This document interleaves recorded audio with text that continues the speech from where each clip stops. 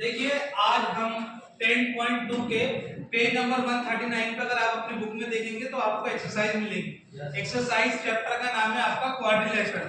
तो क्वाड्रिलेटरल में जैसे कि पहली वाली एक्सरसाइज में हमने पढ़ा था कि डायगोनल क्या होते हैं, इंटीरियर एंगल क्या होता है, एक्सटीरियर एंगल क्या होता है किसी भी पॉलीगन पर, रेगुलर पॉलीगन का निकालने के लिए। फिर हमने 10.2 के लिए इसकी प्रॉपर्टी पढ़ी थी कि क्वाड्रिलेटरल कितने टाइप का होता है। तो उसमें हमने पढ़ा था क्वाड्रिलेटरल में 6 टाइप होते हैं, parallelogram, square, rectangle, rhombus, trapezium और काइट। तो उसी के बेस पर ये हमारी 10.2 दी हुई है। तो इसमें जो प्रॉपर्टी इस्तेमाल होगी वो पैरेललोग्राम की इस्तेमाल होगी, क्योंकि नाम आया पैरेललोग्राम का। क्वेश्चन पढ़ के देखते हैं क्या कह रहा है हमसे। ये कह रहा है if one angle of parallelogram is 75 find the measure of remaining angle. ये कह रहा है पैरेललोग्राम का अगर एक एंगल 75 डिग्री का है तो उसके बाकी के 3 एंगल बताओ, ठीक है नहीं। तो सबसे पहले हम इसकी एक पिक्चर बना लेते हैं इसको, और मान लेते हैं कि ये एक ABCD एक पैरेललोग्राम है, ABCD, और उसमें ये A दे रखा है हमें कितना 75, बाकी के हमें तीनों निकालने हैं। तो अब हम यहाँ पे देखेंगे by property of parallelogram, by properties और पैरेललोग्राम। ये पैरेललोग्राम की शॉर्ट फॉर्म होती है पैरेलल लाइन और GF, ठीक है।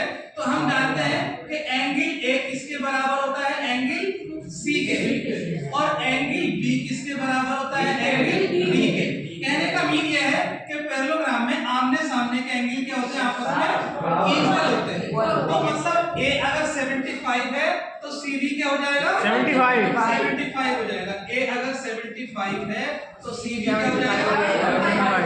अब बात आती है B कैसे निकालें। तो याद रखना पैरेललोग्राम में एडजेसेंट एंगल का सम, एडजेसेंट का मतलब होता है लगातार आने वाला। जैसे A के बराबर में क्या है, B के बराबर में क्या है, C के बराबर में, D के बराबर में A।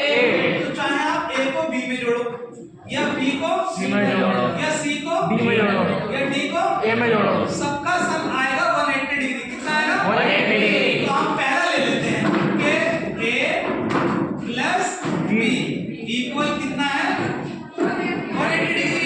तो A की वैल्यू आपको पता है कितनी दे रखी है बच्चों, 75 की जगह पर पुट कर देंगे हम 75 प्लस एंगल B रहेगा एज इट इज, और ये आ गया 180 डिग्री। अब ये इधर प्लस में उधर जाके क्या हो जाएगा, तो एंगल B बराबर क्या हो जाएगा, 180 डिग्री माइनस 75। 180 में से 75 गया तो कितना बचेगा, 105। तो एंगल B कितना हो गया, 105। अब एंगल B किसके बराबर था, D के, तो DB कितना हो गया, 105।